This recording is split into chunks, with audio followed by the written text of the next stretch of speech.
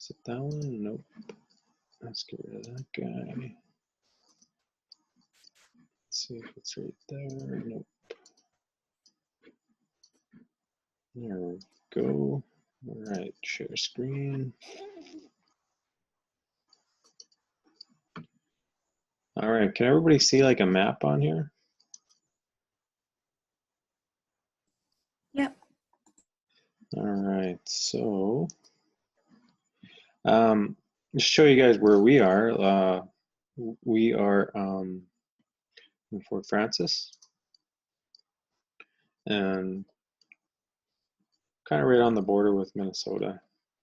So I want to show you guys the area that we're talking about today. It's actually the train bridge right here.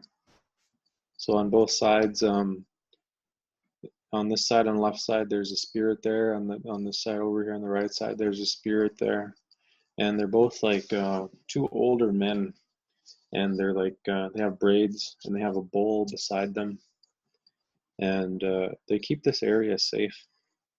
So a good idea just to head out there and put some food in the water, maybe some tobacco as well, and just ask for some help if you need some help. But they're there to protect people. So, and that's kind of where this story goes. A lot of history in this area. You know, I recently found out that this area right here where the beach is used to come out like 400 feet. And the Anishinaabe a long time ago, they dug a hole which was like around 15 to 20 feet deep, which is pretty deep. But they made it into like a field. And this was the time when they were hiding from the Dakota people.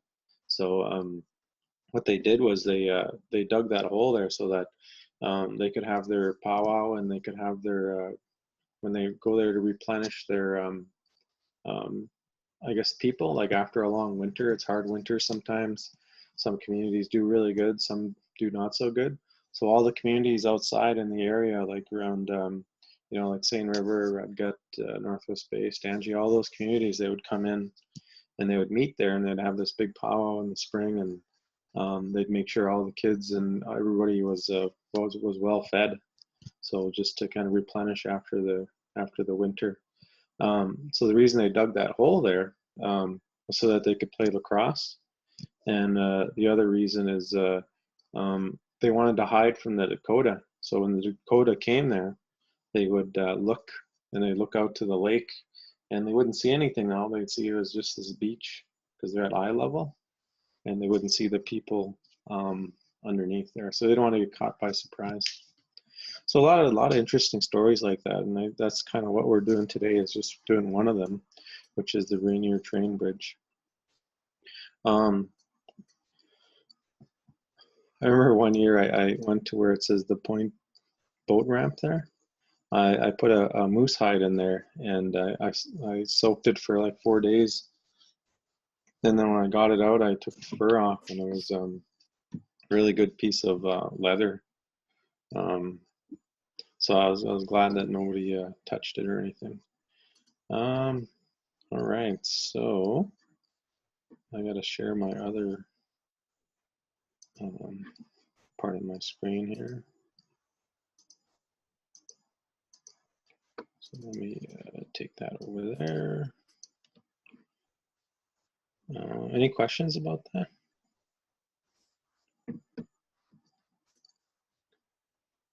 All right. So I'm going to share the translations that we're doing today. We'll probably go up to around 12 or 13. And just to show people where we started from.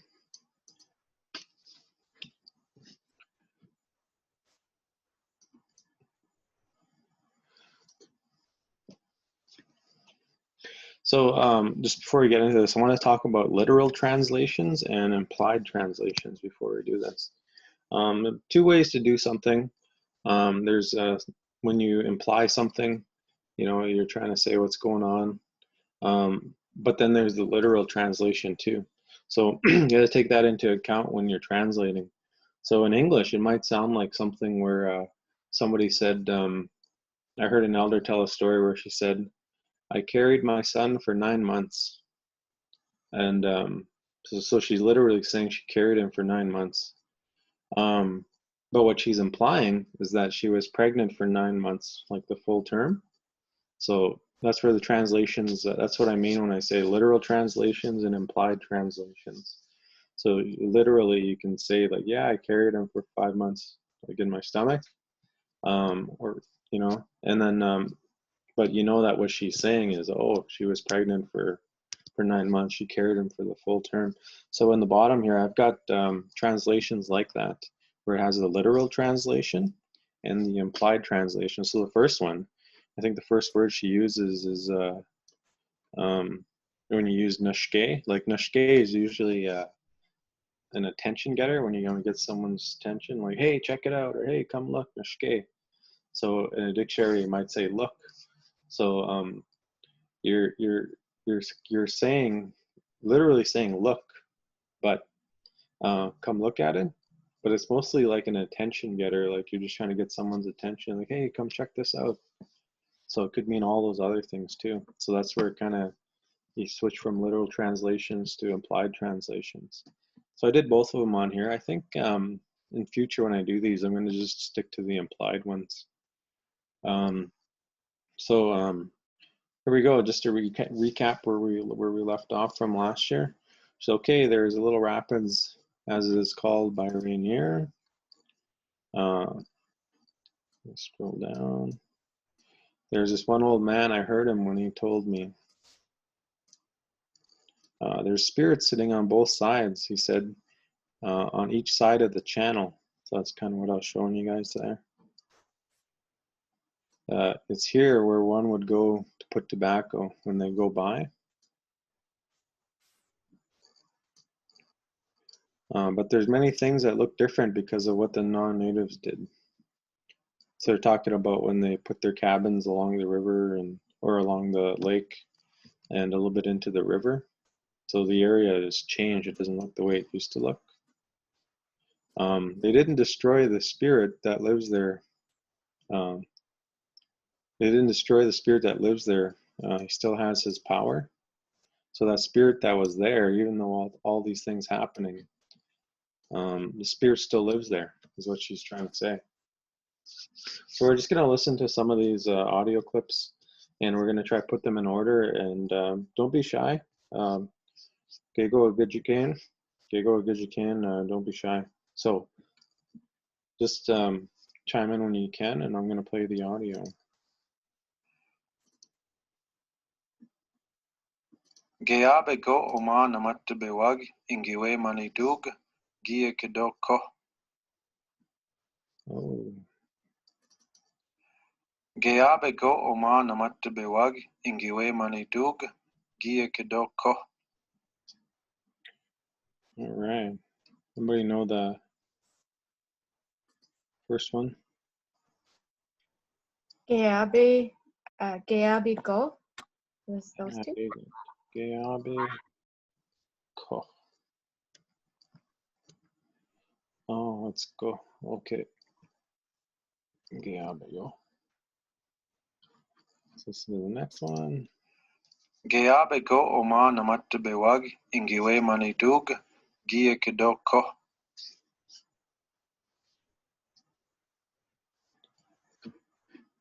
Anybody know the next one? Geabe go oma namat bewag ingiwe manidug gie kedoko. All right, so probably heard Oma and Namatbe.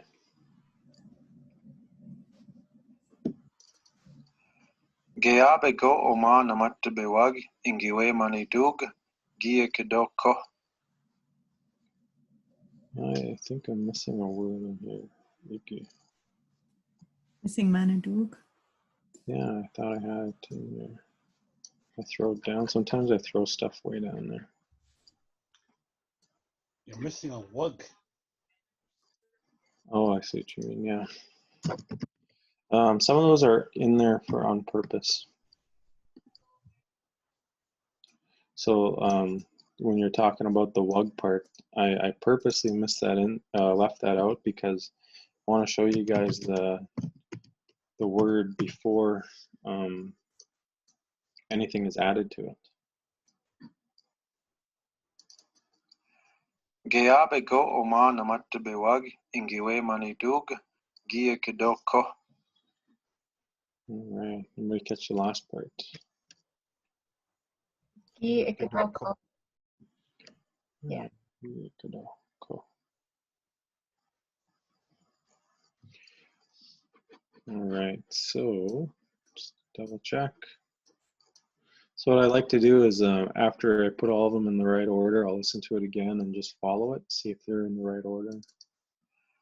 Geabe go oma namat bewag ingiwe manidug gie kedo ko.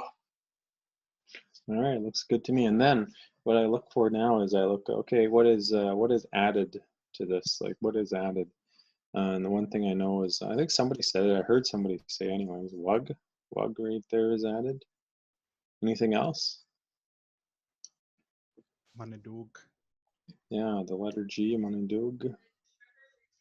And I think that's it.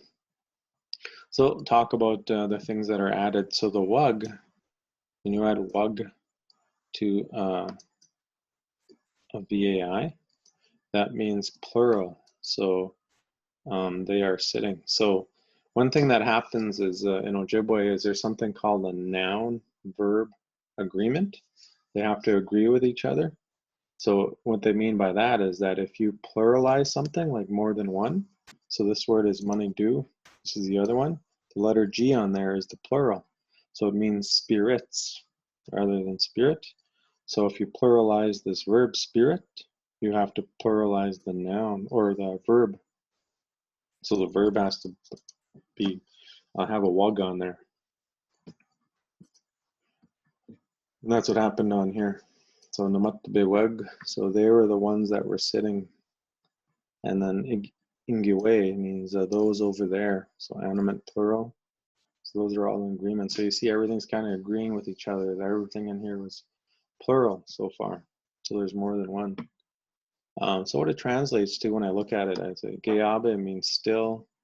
Go is like the emphasis. So still, oma here, they're sitting.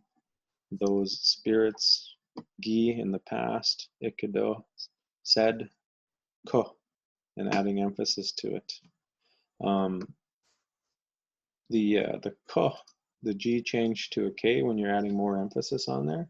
Sometimes when you change a word from the soft sound to the hard sound, it adds more emphasis on it. So when I'm talking about the soft and the hard sounds, I'm talking about words like, you know, dakuniwe. Dakuniwe is like when somebody gets arrested. Dakuniwe starts with a D, and you can change it to a T as takuniwe, takuniwe. And that's more like adding emphasis, like, oh, they were like for sure arrested. So you're adding emphasis on those words when you switch them to soft to hard. So when she switched the go to a ko, she's adding more emphasis. And that's what emphatic particle means. It just means emphasis, adding emphasis to something. And so there's more emphasis. That's what he said. So she's adding emphasis to that. So like I said, when I translate this, it says still, for sure there, those spirits are sitting there, he said. That's kind of the implied translations. Those spirits still sit there, he said, with an emphasis on there.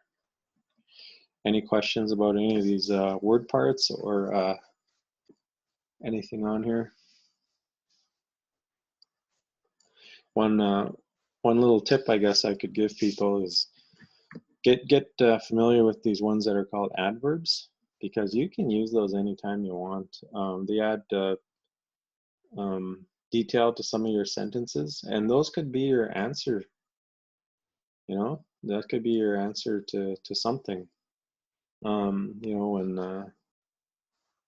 you know, like if you're filling up somebody's drink with water or something, and you know you're halfway there and you're gonna stop, but you want to ask them if you want to give them more water, and you're pouring, you say geabe na, put it as a question. Still some more? Oh yeah, and then I'll give you the heads up. So Gayabe, you can use that pretty much with anything, like all day. No. Gayabe na niba, are you still sleeping? Gayabe na gedenoki, are you still working? So Gayabe is a really good one. Cool thing about these adverbs too is you can't change them. You can't add things onto them. You can't change anything to them. And what I mean is, like with namatabe, you can add namatabewag, namatabid, ginamatab, stuff like that. But with the adverbs, you can't add anything to them, so they're really easy to use. All right, so no questions. All right, let's go on to the next one.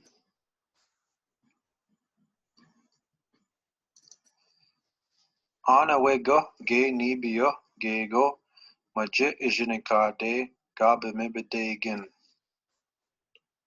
Play it again.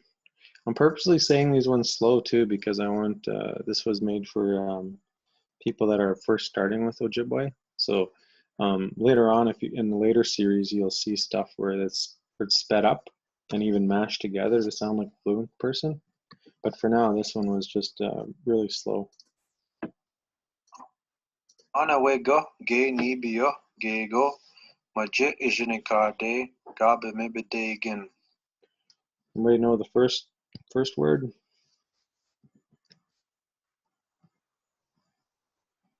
Anoi go. Yeah, that's what I heard. On the way. There we go. All right, let's keep going. Ana wego ge nibio gego maje ijinikade gabe mebedegin. All right, so probably a really short one on here. Shortest word on here, anybody know? Ge. Okay. And then Nibio. Nibio. Gego. There you go, somebody said. Double check. Sounds good to me. Ana wego ge nibio gego maje ijinikade gabe mebedegin.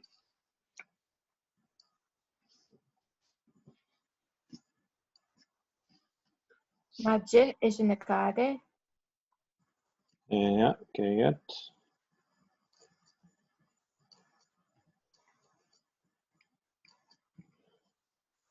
So a little trick, if you're ever reading something and they're really good spellers, people will put hyphens in with preverbs, and that's the only time you'll see hyphens. I see where people kind of get confused where they put a hyphen, and sometimes they mean to put like a glottal stop. So hyphens only go with preverbs. So when I see a hyphen like up top up here, I know, oh, okay, so that's a preverb. And since there's only one preverb left, it must be that one.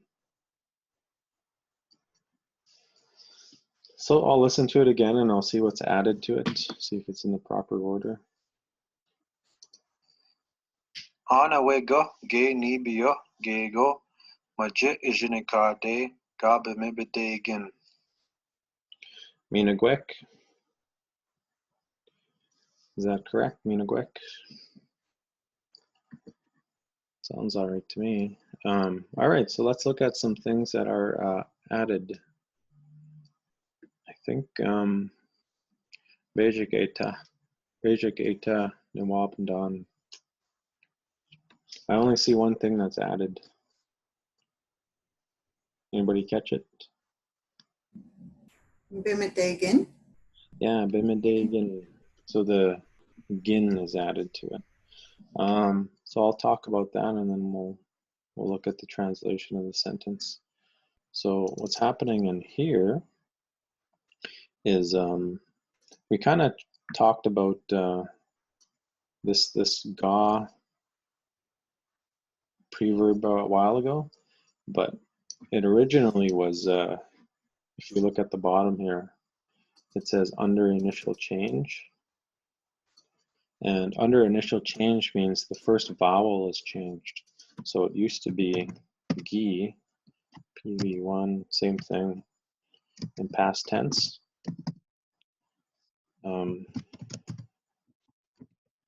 So that's what it was, but then the first vowels changed. So the first vowel in here are the two I's, and they changed to AA.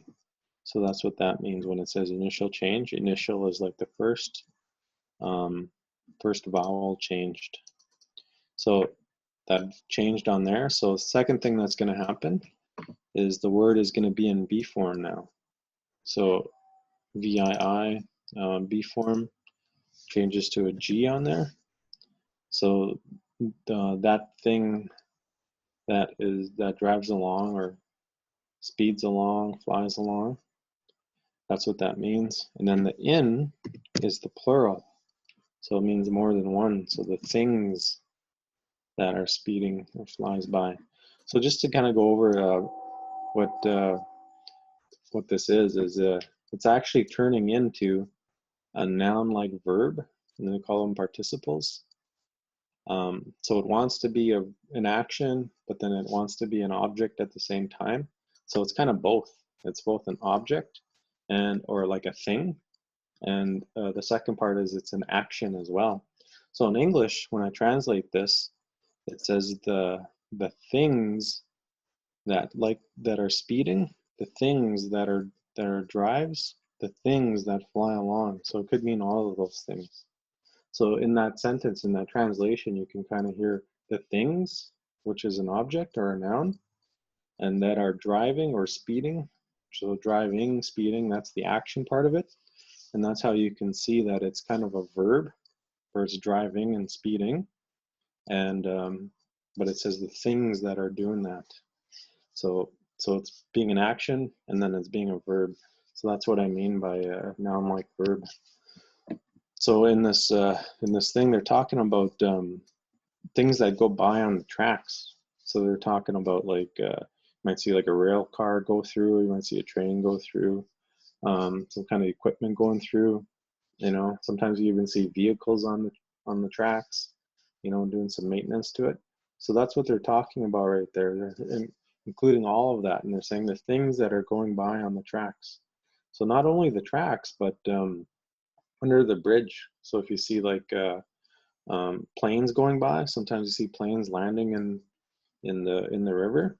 So they're including that in there. They're talking about boats that kind of speed by, like they're going under the bridge. And they're even talking about trains and rail cars that go through on the tracks.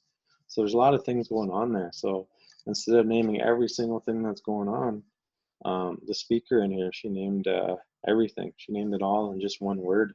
She said all those things that speed by, all those things that drive by, or all those things that fly along. She named all of them. So that's what that one is.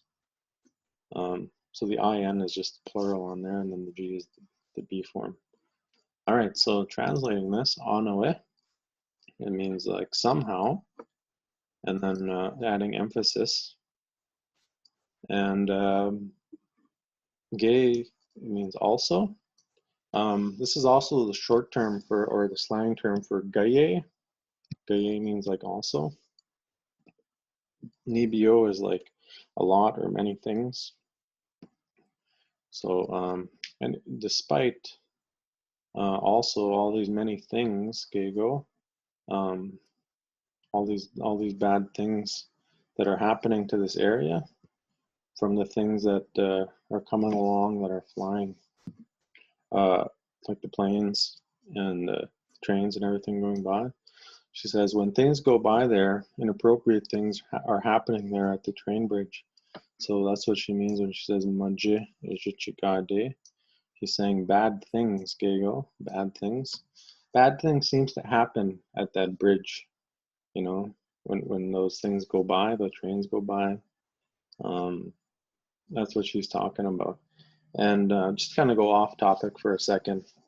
When I asked her for some details on this, she was telling me that at one time there was this couple that was on the bridge, and they must have been intoxicated, and they were arguing, right on that bridge, and something happened anyways where I don't know if the guy jumped in or if he fell in, but the guy fell in, and he was in the water, and those currents ended up pulling him underwater, and he ended up dying there. So that's what she means when bad things or bad luck seems to happen there, you know. And just to go a little further on that, sometimes when things like this happen, it's because those spirits, they feel like they're being annoyed, or they're not being appeased, they're not being talked about, they're not being honored, they're not given food. So when that happens, they'll just stop protecting people. Say, okay, you're not going to acknowledge me or the help that I'm giving you guys. I'm not going to help anymore. You guys are on your own. So that's kind of what happened there, and that seems to happen a lot in a different story that I've done on here with the Bears Pass Bridge. You know, people don't know that there was a big war that happened between the Dakota and the Ojibwe there. So when you drive over that bridge, you're driving over like a grave, essentially like a grave of some spirits there. And one of those spirits was a medicine woman, and she felt like she was being disrespected because people are walking over her grave all the time and driving over. And so when that happens, bad luck seems to happen over there. So there's a lot of accidents that happen at Bears Pass Bridge, but there's a place you can pull over on the side and kind of acknowledge that area. You know, one thing I like to do is I put some tobacco and some food in the water there, and just acknowledge what happened there. So that's kind of what she's talking about in this one. She's saying there's many bad things that seem to happen in this area, and that's because that spirit is not getting his food. So some clarification on that was I asked, so if you don't give him food or you don't acknowledge him, he's going to punish you? And she's like, no, you're looking at it differently. If you don't do that, he's not going to help you. He's not going to help people anymore. You know, he's like, why should I help people if they're not acknowledging me? So that he just lets them do their thing. And perfect example was that lady and her husband. When they got in an argument, he didn't help them. They just did their own thing, and they ended up drowning. So that's what she's talking about. When things go by there, inappropriate things are happening there. So inappropriate or bad things, maji is bad. Bad things seem to happen there. It's got a bad name, I guess, what it's talking about. Any questions on that one? All right, keep going. It's a bit of a shorter sentence. Nashke gaye ajogan oma ajawamun. Moi. Nashke gaye ajogan oma ajawamun. Anybody know the first one? The first two? Nashke gaye. Yeah. Nashke gaye. Just to double check. Oma. Ma is another one. Okay, so let's double check if that's in the right order here. Nashke gaye ajogan oma ajawamun. Ajugan. And then Oma. Well, something funny about this word here, ajogun. I've got that on my list of words where if you want to spell things, correct spelling. Sometimes if you don't spell it right, it could mean something else. So ajogun, if you take off one A on there, ajogun, it could mean like a sock, or a jiganun could mean sock. A jiganun, ajogun, they almost sound the same. So if you leave out some letters, you might be saying something totally different. Ajogun, ajiganun. And then I think the word for bass, ashigun. So there's three of them that almost sound the same. I find that the one that people get confused with the most is sick and tired. Akoze and ayekoze. All right, keep going on this one. Sounds good to me. Double check and let's see if there's anything added. Nashke gaye ajogan oma ajawamun. All right, so she's describing this area. She's saying, okay, look, come check it out. Also, there's a bridge here, and there's a trail or a road that goes across. So she's talking about the actual train bridge.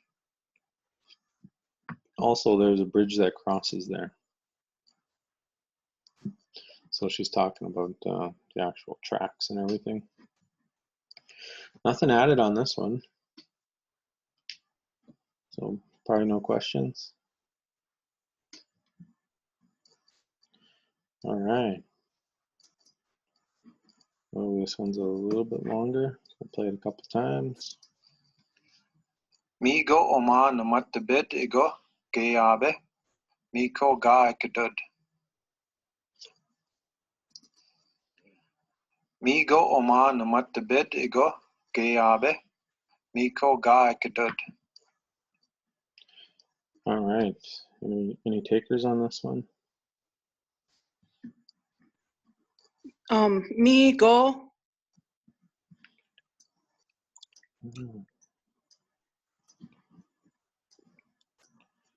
Go Oma is what I heard. I think Namat to bid. Yeah, there we go. Gayabe. All right, let's have a. Oh no, it's too short. I just want to talk about this first one, me go Oma. Really good sentence. You can use this all day today. Me go means it is that, and then here. So if somebody's trying to find their car keys and they're saying, you know, Honda Ab Kaiganan, where's the keys?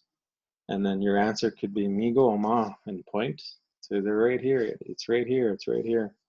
This could be your answer for a lot of things. Me go Oma. Me go Oma. Really good. I find when you're building simple sentences like that and using them all day, language starts to kind of creep in. You start thinking more in the language. Mingo Oma, really simple one. It's right here. It's right here.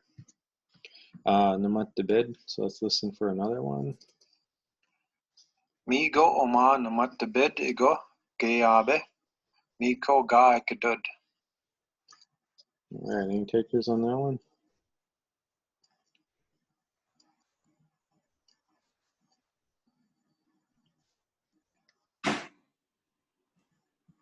All right, that's what I heard. Migo Oma Namat Debid ego. Migo oma namatbed ego gayabe. Miko ga ekdud.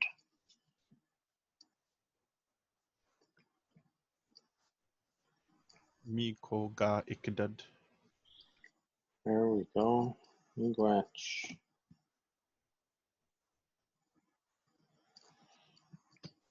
Okay, looks pretty solid to me. All right, let's listen to it and then follow these word parts as we go. Migo oma namatbed ego gayabe. Miko ga ekdud. All right, so let's look at what's added on here.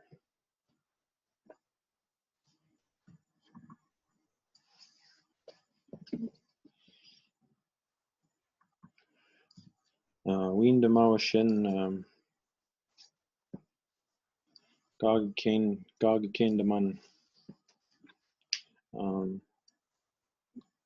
Tell me what you know, I guess. Tell me what you figured out.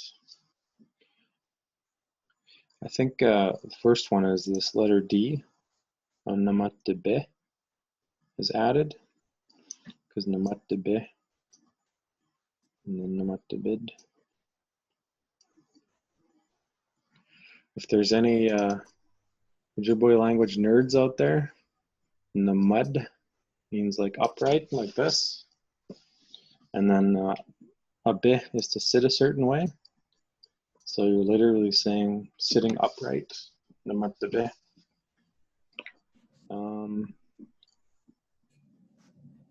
The other thing that's added on here is the letter D.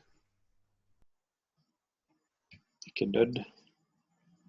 So when I think of those ones, when the person you're talking about is at the end, I know that the sentence is in B form. B form meaning it's incomplete.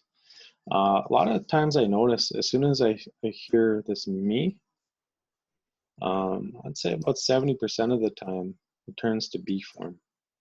Namattabid. Sometimes it doesn't, but as soon as I hear that meet, I know that, okay, the person you're talking about is probably going to be at the end. So that's what I noticed right off the bat. So it is that here, namattabe. He sits, third person. B is third person. He sits. Ego, adding emphasis, still. So it's like, and it is here where he still sits, is what they're saying. Period. Miko, it is there with an emphasis. It's there. Ga ikidud, that which he said. So again, we have that initial change on there. So the first vowel changed. So ga. And then ikidud is third person. So again, noun like verb. So said, he said that. And that's the thing that he is saying. Or that's the thing that he has said. That's the thing that he is saying. So again, saying is the verb, and that's the thing. The thing is the object. So that's where noun like verb comes into play. That's the thing that he said. So just right off the bat, just listening to this, it is there here where he sits, where he still sits with an emphasis, and that's what he said. So it might sound something like that. It's there at the bridge, the spirit still sits. That's what he said. So just to recap where we kind of left off in English. They didn't destroy the spirit that lives there. Spirit still sits there, he said.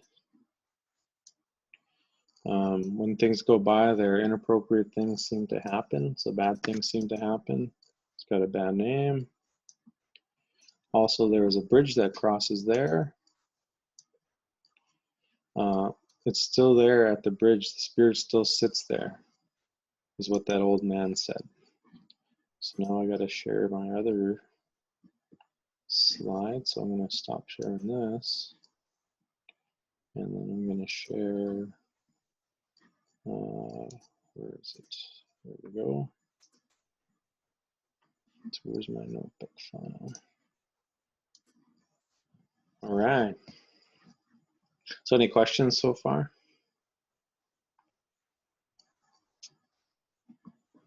All right, so this one's a longer one. So I purposely made this one a little bit longer so that people, after about the first 10 sentences, people kind of got the gist of what's going on. So next it's kind of challenge yourself to listen to the sentence because it's a longer sentence. Mi go ima Asia namattabit, jige gaming, kigi apagaнаbe, odu nagan gaye, jaminind, wisinawin.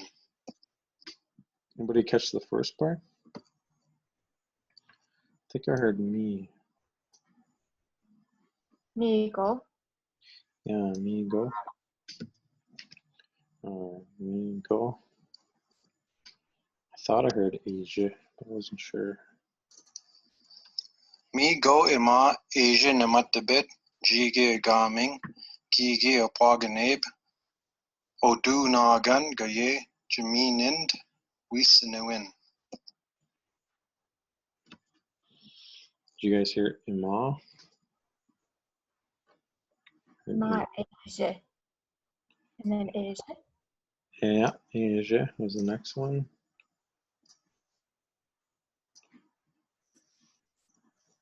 Amadabe. Namattabe.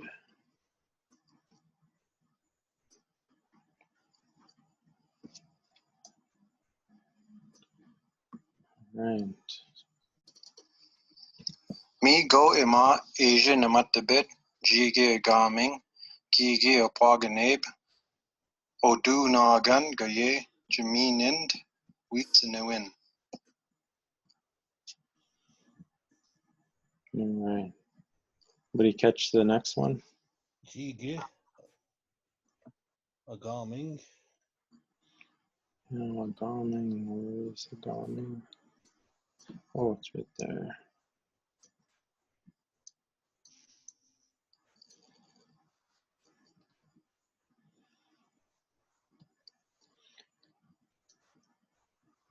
That's as far as I made it.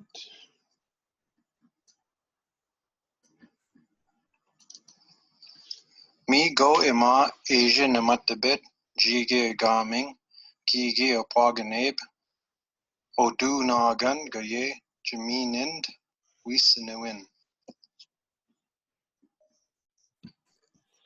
You catch the next one.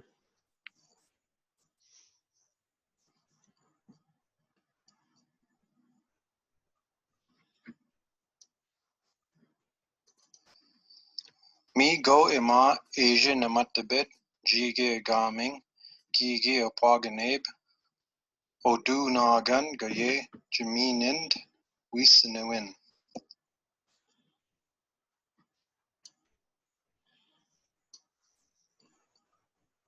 I heard Odu Nagan. Gaye. Gaye. Jaminind. Witsinewin. Jiminind. Witsinewin.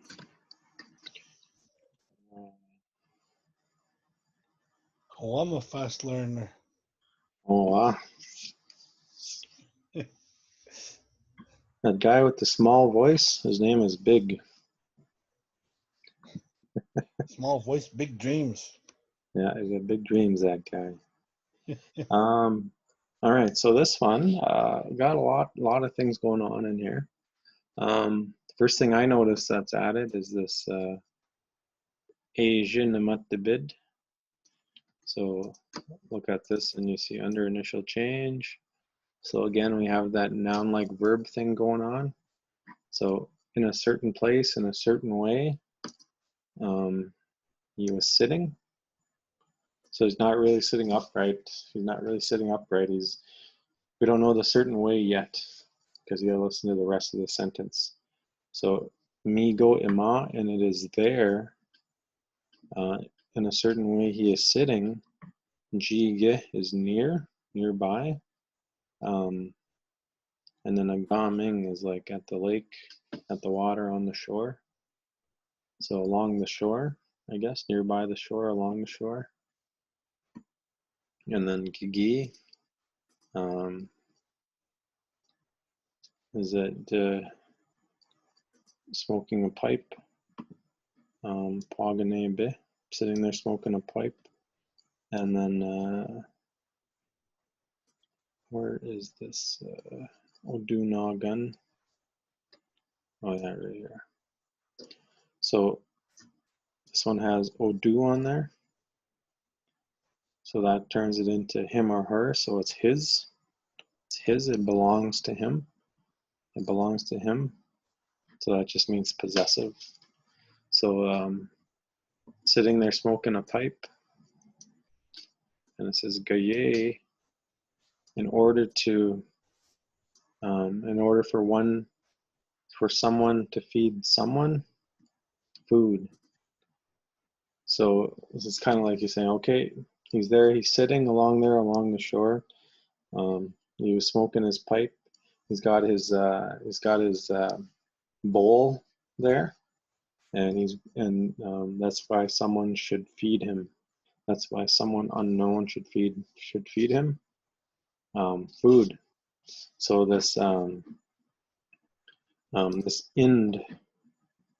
ending on there, it means third person to third person, but we don't know who the third person is, so it means unknown. So someone unknown should feed someone unknown is what it means. So it sounds kind of confusing, but the reason why it's unknown is It's because a lot of times it means the spirits, or someone should feed him. So if I put it in context in English, someone says, "Hey, it's supposed to rain today." Yeah, that's what he said. That's what he said. Well, who is he? You know, that's what he said. He said it was going to rain today. Well, who is he? You know, it's somebody unknown, right? You don't know who it is. But in your head, you kind of got an idea like, oh, are they talking about the weatherman? You know, that's what he said. It's going to rain today. So in this sentence, it's kind of saying somebody unknown is doing it, but you kind of know that it's the spirits. So in order to feed the spirits is what they say. So I hear it also in the word indigo.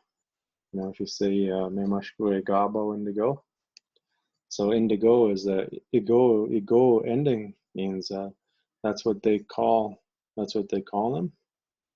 And who is they in there? You know, it's somebody unknown again, but we kind of all know that, oh, that's what the spirits call them, indigo. So that's kind of what they mean when they say indigo, or somebody unknown. That's what it means in here.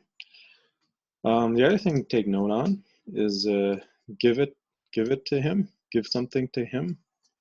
And there's two different versions on here. There's mish, and then there's mean. And up here, we have the word mean on there. So the reason why we switched and we use this one is because if there's an ending added to it, then you use the second one, you use mean. But if there is no words added to the end of it,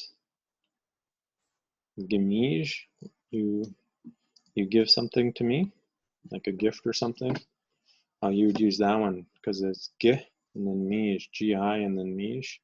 So there's no ending on there. But if there's an ending, like ind, then you use that one. Jamin ind. So that's why that one is there. Just to kind of scroll down. Let's do a little translation.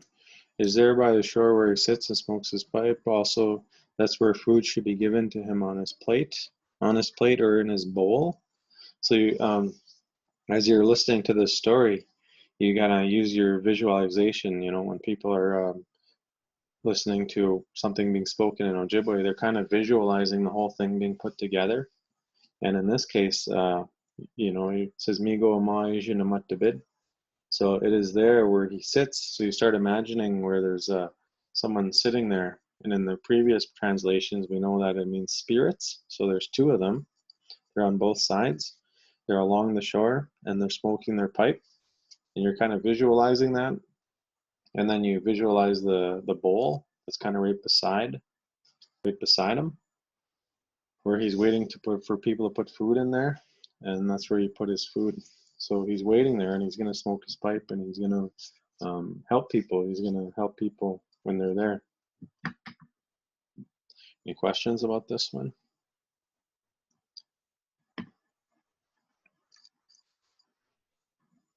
All right. Another longer one.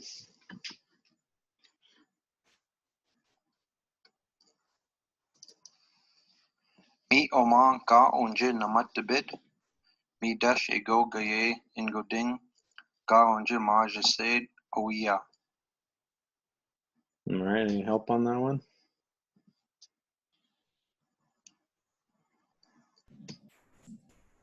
Migo Oma. Yeah, I think it was. I don't know if me go is in me Oma or me go Oma. Omi Oma. Mioma ga onje. Okay, me. Where is Oman? There it is. And then it was Gaonje.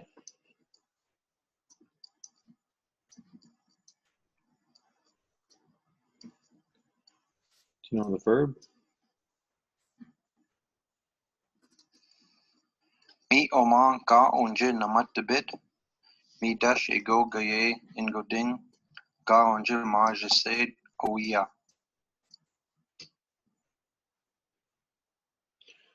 All right. And then me dash. Is it me Me dash? dush. Yeah.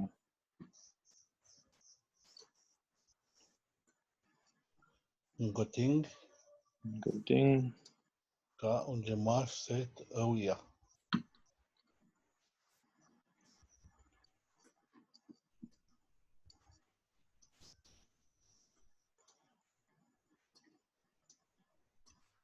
All right, so let's kind of get rid of some of these. Hey, let's see, what do we have? Me dash. Me dash echo. You forgot your ego on that Ngoting. Yeah.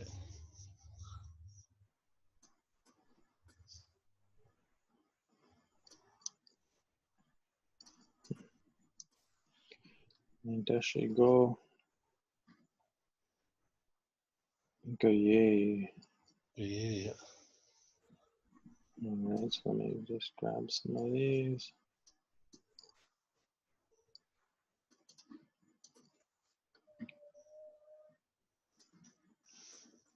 All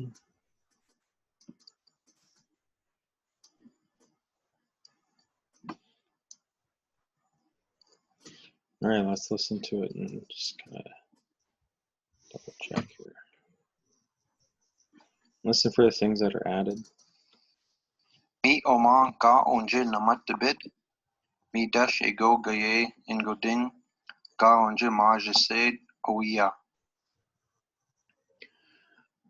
All right, so a couple things added on here. Both of them the same concept though.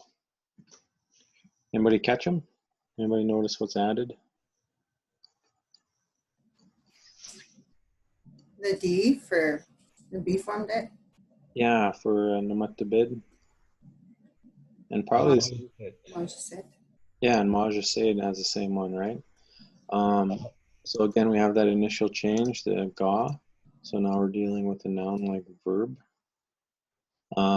So ga, and then onje, because, or for a certain reason, he or she sits, is sitting. So he is the one who is there for a certain reason, sitting. Migo, or mi oma, it is here for a certain reason, he is sitting. And then it goes on to say mi dash, and then emphasis ego, gaye, and also at one time, ga unje majesed. Majesed is bad luck. He or she has bad luck, and this is the reason why someone would have bad luck here. So someone would have bad luck in this area, is what she's trying to say. One thing I wanted to chat about too was ga unje. Sometimes, like I have this on one of my lists on how to sound fluent. One thing people will do is something called contractions. You know, contractions where you just kind of push things together like that. So ga onje, you can contract it and push it to make it smaller, and it might sound like ganje, ganje namatbid. So if you hear somebody speaking in real time, like and they're speaking really fast, they wouldn't sound like mi oma ga onje namatbid. They would sound more like mi oma ganje namatbid. So you can barely hear it, but they push things together. And what I notice is that when you're pushing things together, especially with vowels, like if you have this first word, which is a preverb, ends in a vowel, the letter AA, and the next one starts with a vowel, the shorter one will always seem to get pushed out. So it might sound like that. So that's what I did when I just said it. I said mi oma ganje namatbid, and that's how a fluent person would say it. You know, mi oma ganje namatbid, and that's just from speaking fast. So I think this is where a lot of this is going. Is instead of speaking word for word, we're trying to transition into how our elders speak, or how people speak in real time. Like I know if an elder was to say this, they would say it like mi oma ganje namatbid. So that's the transition that we're working on, is pulling out these little clues, and then you could switch from second language into into fluency. So that's where fluency, or sometimes people even speak slang too. Like they just end up dropping a bunch of things. So to translate this one, and it is here for a certain reason. He sits Midesh in there, and then one time people would have bad luck. Someone would have bad luck. So that's why he sits there. That's why some people would have bad luck, because they don't do the offering, or because he's just sitting there. He's not being offered food. So some people tend to have bad luck there. So if you ever want to switch it around and just have some good luck and want some of his those spirits' protection, just go put some food down there. Good time to do it is in the spring when the ice melts. Kind of think of time as different for spirits. What I was told from one of my teachers was time for us, 1 year for us is 1 day to a spirit. So you think of the springtime being the morning, the summertime being like the midday or kind of like towards noonish, and the fall time being towards the evening, and then winter being nighttime for them. So they say in the winter, that's when the spirits sleep. Well, that's because that's their nighttime for them. That's when they're sleeping.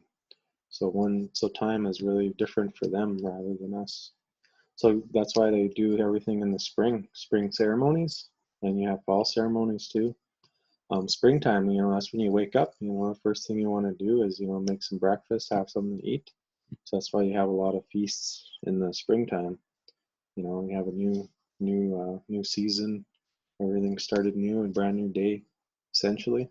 So that's why that happens. So you can get all of that stuff in here as well. I think that's probably as far as we'll go. We have 6 slides, and it takes us about an hour to do 6 of them. Yeah, this is how far we're going to go today. Any questions?